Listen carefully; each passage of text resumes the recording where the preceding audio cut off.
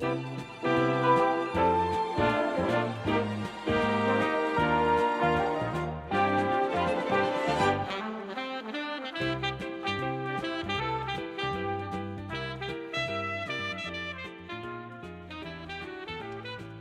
for tuning into the main menu. I am your host, Michelle Wakeham, and today's show we'll be discussing cystic fibrosis, a very important issue that needs, I think, more awareness and more research done on the topic to help spread awareness and hopefully find a cure. And today, to talk about their journey and their life living with cystic fibrosis, is a wonderful family, the Rogers, and I'd like to introduce them to you. So sitting to my left is Darren, JJ, Yes. and their son Eli. And Eli is 10 years old and has cystic fibrosis. And for those that don't know what cystic fibrosis is, I will let Darren and JJ fill us in a little bit on what that is. So if either of you would like to start. Me to go? Okay. So cystic fibrosis is a genetic disease. So Darren and I were carriers. We didn't realize it. And Eli ended up having it. And what it does, it affects the pancreas and the lungs. It's more known as a lung disease, where basically the body doesn't break down mucus like it does for Darren and I and for you. So it will clog up. So there's precautions that we have to do and be vigilant in ways to make sure that he stays healthy. And every person who has cystic fibrosis has to deal with it in a different way. And you know, maybe it's more lungs, maybe it's more pancreas issues with making sure that they stay healthy. But basically, it's life-threatening, and there is no cure. And we are hoping to have one soon. Absolutely, and hopefully doing this show will help spread awareness and get the word out there, and hopefully good things will follow. So you said that it's known as a lung disease, but it does affect other parts of the body, such as the pancreas. Are there other parts of the body that are affected by this disease, or is it the lungs and the pancreas mainly? It's really just the lungs and the pancreas. And you know, we're fortunate in our situation, Eli's situation, is that it mostly is affecting and giving him challenges with his pancreas. Mm-hmm. And obviously the pancreas is part of the digestive system, and it produces mucuses just like the lungs do, only for a different purpose. But the mucus still thickens up and clogs things up, and makes it more challenging for the pancreas to do what it's supposed to do. So we have to watch out for what he eats, how much he eats, and helping him along with that. But lung tests and everything that we do with therapy and stuff with his lungs, we've been pretty lucky with his lungs. So where other kids and other people have real challenges with lung problems and lung diseases and stuff like that. So it affects people differently, like totally you said. So and the life-threatening part's more of the lungs. So that's why he said luckily, because you know, the only thing that you can do with that is the lung transplant. Which a lot of CF people have to deal with. And the pancreas isn't as dire. It's definitely issues, failure to thrive, and being able to keep a weight that you need to. But it's something that there are ways that it's not as life-threatening as the lungs. Okay. We're always watching his growth chart. Mm-hmm. Really? That's what we're doing. His BMI. weight, his height, and BMI, that's right. A typical day for Eli it's a little bit of a battle, because he doesn't eat well. With cystic fibrosis, the calorie intake is so important, and with him not wanting to eat, it's a real stress on us.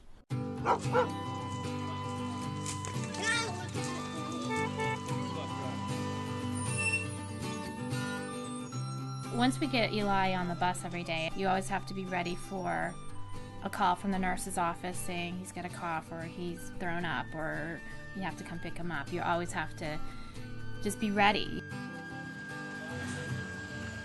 And it's a relief when we can get him off on a day that things are normal.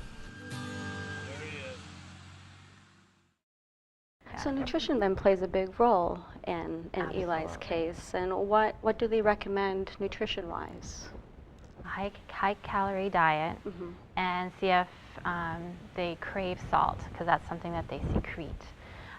So it's not that we put them on a high salt diet, but I wish. You like your salty He likes foods? his salt, Oh, yes. yeah. I can relate. I do too. Right out of the pouch. yeah, he'll go to the restaurants and just Oh my pour it. goodness. But his body burns a lot of Yeah. salt, so. So they require more. Would crave that it. be electrolytes? Would that be? I mean, Probably part of it, yeah. Yeah. Yeah, he's definitely, that's the biggest challenge for us is the nutrition. Because with CF, you need, even if you have lung problems, you need to be on a high calorie diet because your body's working harder to breathe and to break down this mucus on their own. So you tend to lose, it's something that a lot of CF people are very thin because of the issues they're dealing with. Also with CF, you need to take enzymes, and enzymes are directly part of the pain, helping the food digest.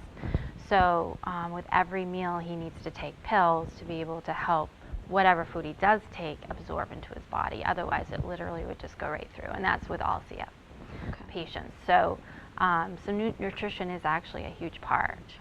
Yeah, his medication, we counted maybe 20, 25 pills a day. Oh wow.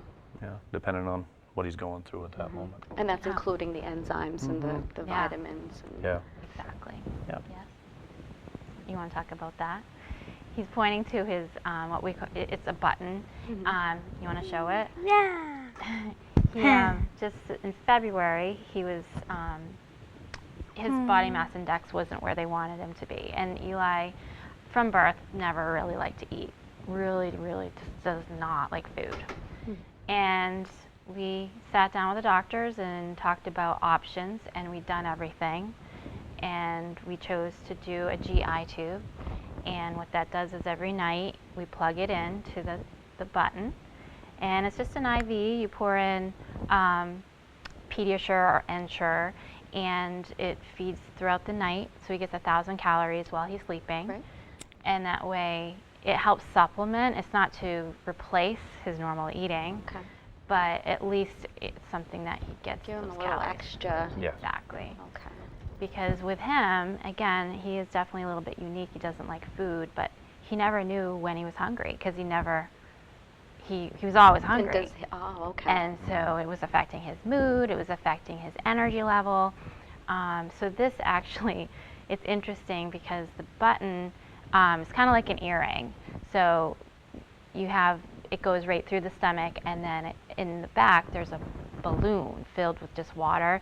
So when he opens it up, the tube can go in and feed right into the stomach. Well, when the stomach gets empty, the stomach's trying to find food, so it actually pulls that balloon in, Tries to pull the balloon. tries to digest the balloon. Oh my So it goodness. creates a popping effect to him because once it realizes I Sucks it can't, in. I can't, Then so it'll pops. pop out. And so then he's like, I'm hungry, I'm popping. So it's That is also great. a reminder. that Yes, he like an needs to eat. indication A that little helpful It side hurts, effect. but they that's need to kind of eat. neat. Yeah, it was the side effect Yes, we weren't aware of. and- Not but- sure if it happens with everyone, Yeah. Oh, really? but it happens kind with of- him. Yeah, it's kind of interesting. So- That is interesting. What do you think about that, Eli? Do you like the whole popping thing? Tells you when it's time to No. eat now? He says it hurts, but Because since you don't like to eat, you don't Now- like to eat. and You the don't, popping, now, is you that have to typical with eat to make cystic it fibrosis, better? not wanting to eat, or is that just part of his, that's just part Well, of? I think it's also the pressure. I mean, with him, we're always on him. And I think anyone growing up with cystic fibrosis, if you know, you're trying to be healthy. So the parents are, you need to eat, you need to do your treatment, you need to do. So it's, at this age, it's kind of like, I don't want to. I don't I want wanna to. go play That's Minecraft. one thing you can control. Exactly. So it's, so that I think that definitely plays into it. There's so many Sure. factors. Oh, He had- I'm sure. And he had some troubles with reflux when he was young, when he was first born. Infant, yeah. And in his mind, I think he might have a little troubles with thinking it might come back. Or it hurts. Or it comes up in the throat and burns your throat. But Yeah. anyway, it's always been a challenge. I bet. When did you learn? No, actually, you learned during pregnancy that Eli was going to or had cystic fibrosis. How was that diagnosed then? How did they? What happened was when I got pregnant, went to my primary care physician, and she just, we were talking about it. I was overwhelmed, and she gave me a stack of materials, things about breastfeeding, things to come. And literally it was like a stack of stuff. I brought it home, I put it on the counter, lived my life completely, didn't look at the thing until one day I was like, I gotta clean off the counter. And in the packet or in the pile, there was an envelope that basically said, Mom and Dad swiped with a cotton swab, put it in this tube, had a self-addressed stamped envelope. You just mail. I didn't even know what it was for, but it was free. It was just did it. Just something we Sent it did. in. So then they called and said, well, we'd like you to come in for blood tests.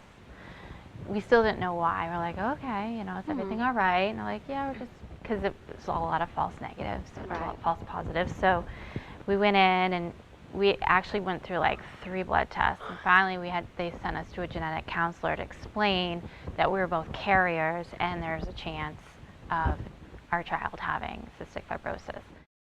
So then we had to make choices, and since I had waited so long to do it, by then, it was really, I think 5 months into the pregnancy. So we had to, decide, do we want to find out for certain, because there was, only, 25% chance that he would have it.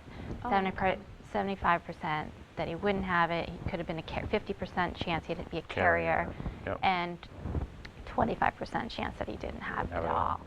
So we chose to do an amniocentesis to find out, and they called.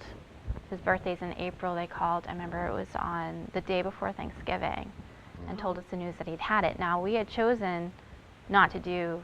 I didn't know what cystic fibrosis was, to be honest, and I didn't want to know unless, in fact, he had it. So that's when we started Googling it and realizing, wow, at the time life expectancy was 18 when I Googled it, and I was like, so many people get pregnant and everything's wonderful, you just don't expect that call.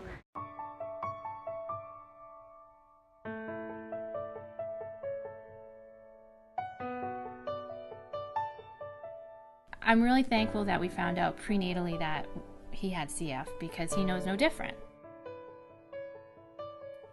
When we first had Eli, we had to kind of decide how we were going to handle it over the years, whether we were going to be reclusive about it, or we were going to just go full guns and bring awareness to the area. When I first found out that Eli had CF, I found out with a phone call. It was the day before Thanksgiving, and I didn't know anything about it. I didn't even know what it was. And I looked online, and it said the life expectancy was 18. And I was devastated because I was carrying this child and didn't understand the disease. It was devastating.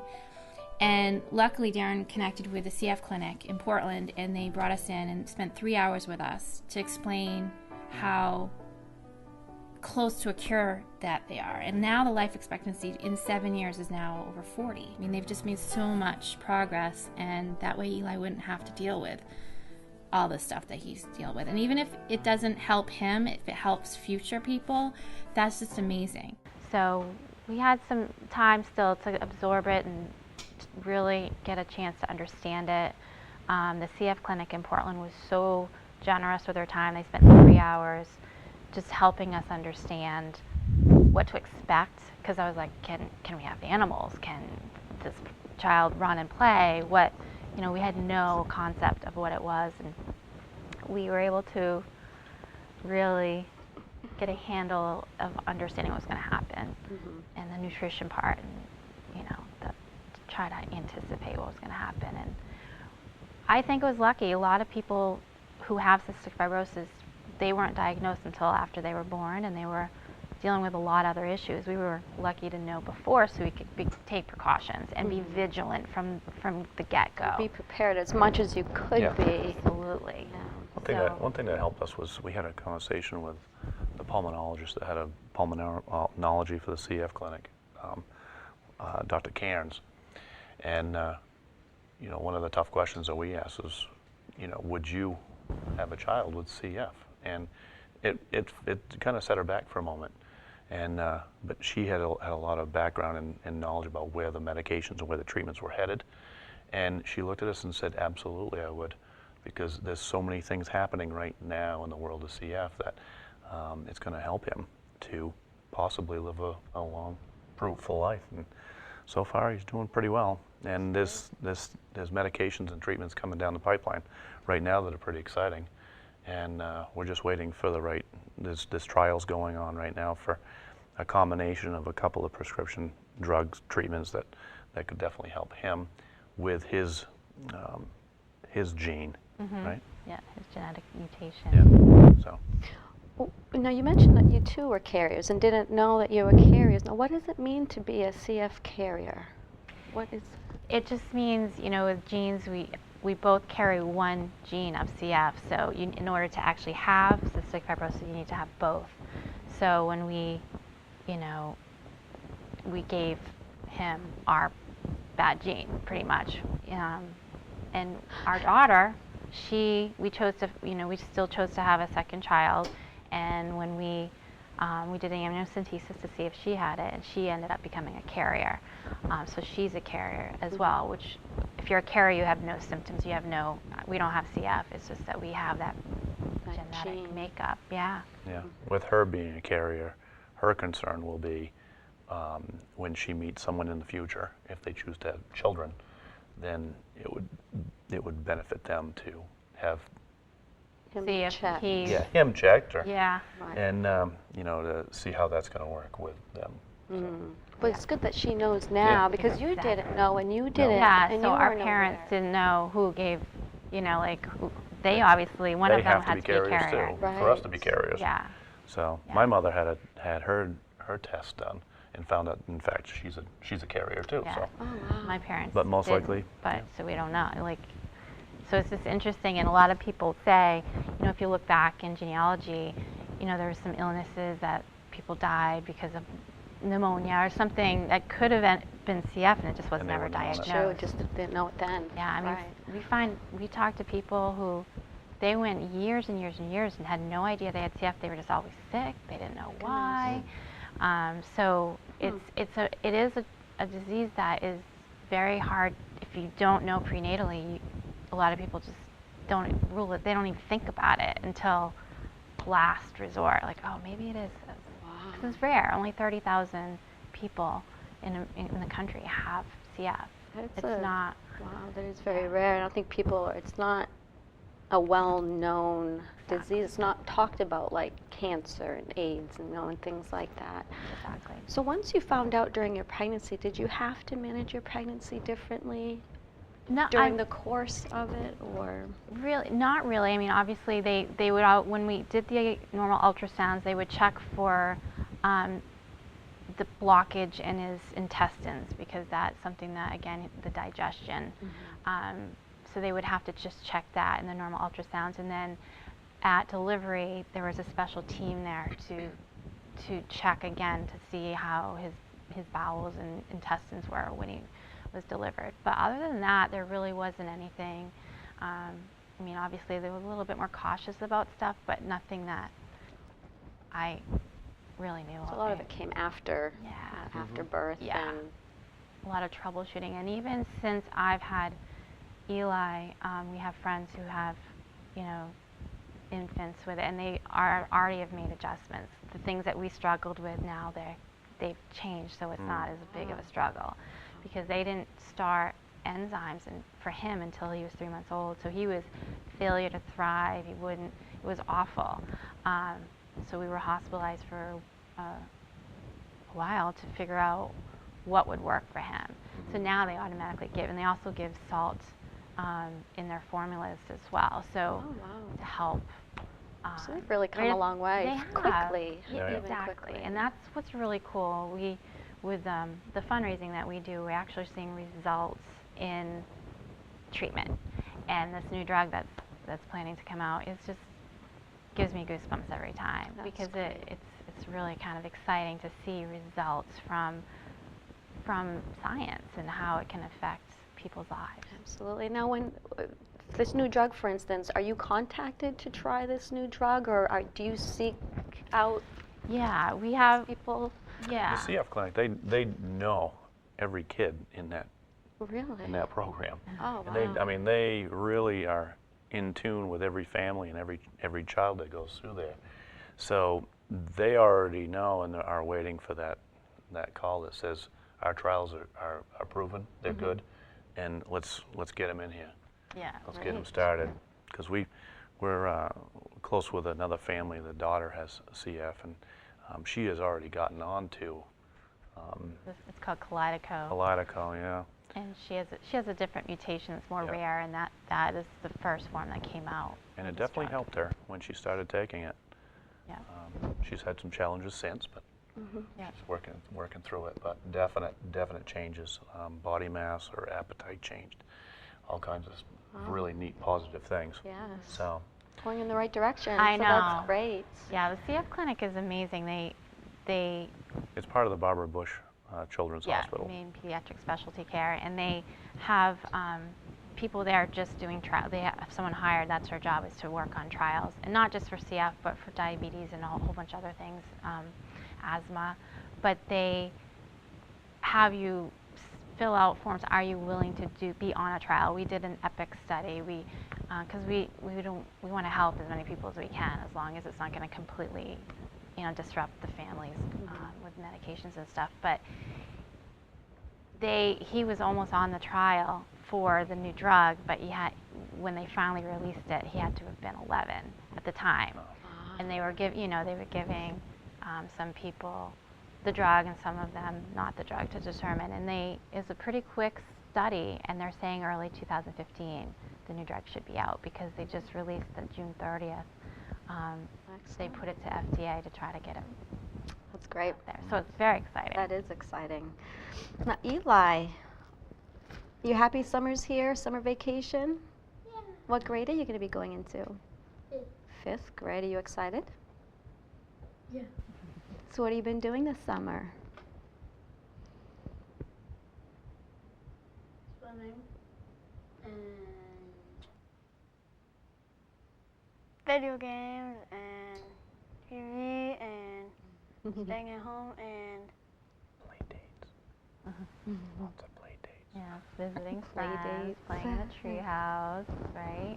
yeah. I hear you're a Minecraft fan. Yeah. My son is too.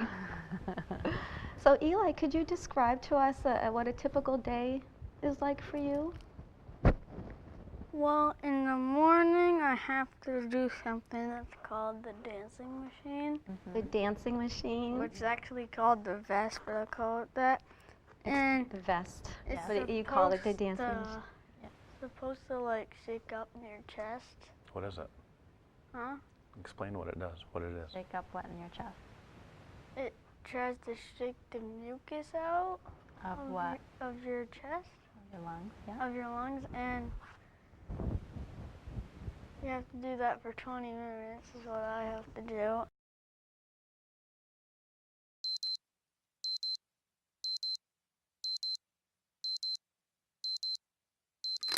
All right, Eli, time to get up, buddy.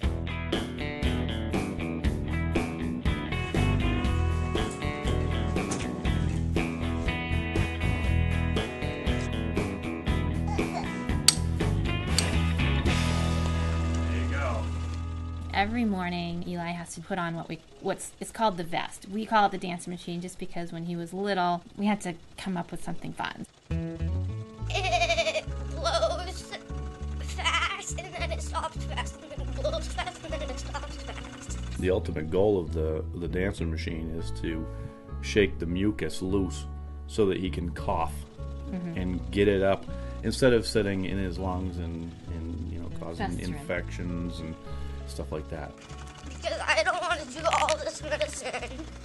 All I want to do is breakfast and then I can play easier. I also have to do that in the nighttime. Twice a day. I used to do something which was called a nebulizer, and that Nebulizer is something that brings medicine right to your lungs to help you. Open, Like an open up inhaler, passageway, like an yeah. inhaler. Yeah, it's a 20-minute treatment. So they Vaporizes. It's just vapor that goes in down to his lungs, and a lot of people actually do that for asthma and for other things too, nebulizer.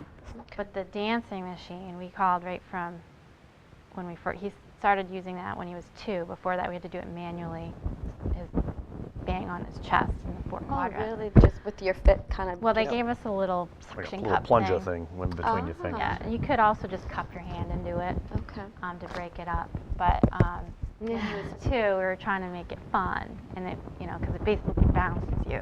It's a vest that he puts on. It's like Straps it in, and You the could air dance shakes with him. it. So early on, we called it the dancing machine. and it just stuck. Cute. Yeah, we What take do you, what do you think of the dancing machine? What's it feel like? Fun. Yeah. More time to play video games. Yeah, we compromised. Because before we used to have you do homework and you're reading, and you did dance machine, and he was able to communicate that felt like dance machine was a punishment. So we changed that because it shouldn't be a punishment. It's helping you get healthy. So he does his reading and homework when he's not doing the dance machine, and we allow him to do video games or watch a television because show it's good. for 20 minutes while he does his dancing machine. So that's why he thinks it's fun, which it I was. see.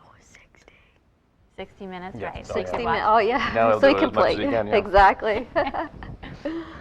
Exactly. Well, thanks for sharing that with us, Eli.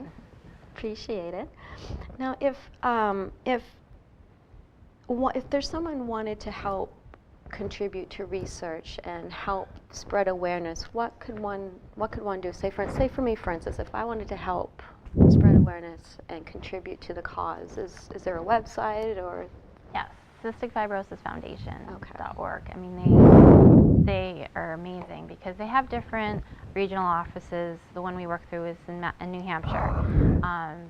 But what's awesome about Cystic Fibrosis Foundation is 90 cents out of every dollar donated goes directly to research. So it's not like this random sending money to, this black hole. It's very worthwhile because it's seeing progress. And I remember when we first found out about cystic fibrosis and how things kept progressing. One of the reasons why they had on their website that the life expectancy was 18 is they kind of wanted people to have that thought process because they didn't want people to stop donating because they're so close, they still need a lot of money to get to that point. So they didn't, back 10 years ago, that's the approach that they took. Now we're finding they have adult clinics for the first time. So people are definitely living older than 18 because of it. So it's kind of interesting. They're trying to get people to feel for it and think, you know what, this is a worthwhile cause. And it really is. In the fact, by the time we pass, hopefully, there's going to be a cure. Mm-hmm. Do you know what I mean? So it's... Well, it sounds like just in the 10 years alone, you've seen great strides. I mean, big jumps from when, since he was diagnosed to now. Exactly. So that's Is the life expectancy up to 42? Is that right? Yeah. Something like that now. That's a big jump. Yeah, from 18 to That's 42. incredible. Yeah. And we're involved with what's called Great Strides, Great Strides Walk. They have it around Back Bay once a year, twice a year. Yeah, and they do it all over the country. They do it all over the country, yeah. And our event that we have at the Naples Golf and Country Club, it's the Golfing for Eli and Kaylin. It's actually not this weekend, but next weekend. The 19th. The monies that we pull in from our golf tournament, we transfer it to the Great Strides organization, and it goes directly to the CF Foundation. Yeah, so Great Strides is done by Cystic Fibrosis Foundation. Right. So that's something we started, Darren and I started 8 years ago, this golfing event. And we're proud to say we're going to probably tap the $150,000 mark. It's incredible. Yeah. Good In for 8 you years, guys. yeah. We've had That's great. incredible support from a lot of local folks and folks from down in this area, actually, because JJ's from Old Orchard, that come up and help us out that day, and it's been amazing. Yeah. It's really, you get a little sensitive when you're standing in front of 100, Emotional, yeah. 120 people, you know, I and bet. they've all come to support Eli, you know. I get goosebumps too just thinking Yeah. about it. No, it's great. It's a great thing, and it's touching when people gather for the same Right. cause. Especially when you can, you know, have someone that you see and see the progress and how he's growing, and even with Kaylin, the woman that we also support through that event, it's emotional. I remember the first year we ever did it, we had no idea what we were doing, and it poured, and everyone still came, and everyone still golfed. It was, Soaking wet. and they just, the support it's amazing. Yep. Right? And the tradition is that Eli always hits the first drive, and everybody's standing around usually, and I don't think he's missed it once since we started. Have you? We got some incredible shots of you hitting the ball, and the ball's in the air right in front of you. Right. You do a great job. Do you like to golf? Yeah. I could knock a window out. You can knock a window out. You have to be careful with the Yes. neighbor's house. We had to stop him hitting the golf balls in the front yard. Whoops. Yeah. The one that hit the side of the neighbor's house was when we had to shut you down. Hit it. Oh. I was close to the road. Oh, you were? Oh, okay. I almost hit a car. It's like, Oh, that it's too. like better. What's worse? Too funny. Walkers. Walkers, yeah. Cyclists. You gotta watch out. Beware of golf balls. You Yeah. have to put a sign. Beware of in your- Eli. Yeah, beware of Eli. There you go. I hit them in the woods, and then I lose them. All my Then you $3 golf balls. Oh my gosh. I bet I lost more than 100. Yeah, I'm sure. Uh-oh. You have to replace those. Yeah. Allowance. No, I'm just kidding. Yeah, that's right. Before we close the show, is there anything else you'd like to add? No, I mean, we think, again, we really just wanted to get information out. Cystic fibrosis is not a common thing, and having to see Eli and how he's growing and how the research is really, and education is really progressing. I just feel fortunate for you guys to be able to help us spread that word and It's share our our pleasure. story. Yeah, we you're appreciate very you welcome. guys, for It sure. was great having you on the show. Great meeting you. And Eli, thank you so much for taking time out of your summer to come join us. And I truly hope that this does help spread awareness and get the word out there. And I thank you very, very much. Well, thank you.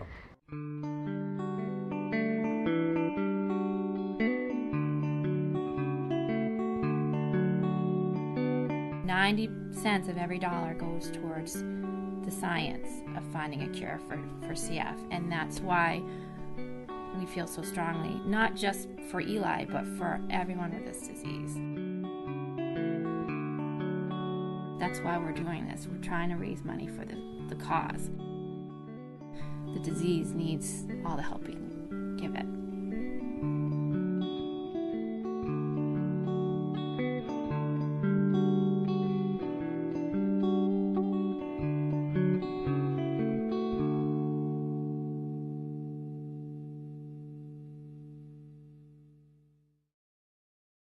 Thank you so much for watching. If you are interested in helping to donate to a wonderful cause, please visit the Cystic Fibrosis Foundation. The website will be on the screen. And again, I thank you, and we'll see you next time. Bye-bye.